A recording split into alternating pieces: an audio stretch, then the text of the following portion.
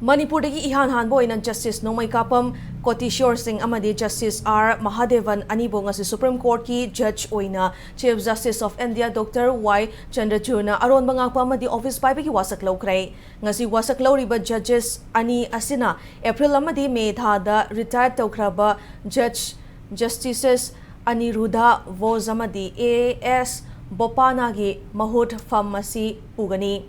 Panbayabadi Justice Kotiswar asi Jammu and Kashmir amadi Ladakh High Court ki Chief Justice oina thaupuramani Manipur dagi Justice asi haukiba chahi lisingani tara mathoi gi October 13 ta Guwahati High Court ki Judge oina appoint tokibani masi matung haukiba chahi lisingani kunhumdoi gi February tara manga dagi Justice Kotiswar bo Jammu and Kashmir amadi Ladakh High Court ki Chief Justice oina appoint torakibani loinana mahagi retirement asi lakliba lisingani kun manga gi February kunipan da oigadoribani Chief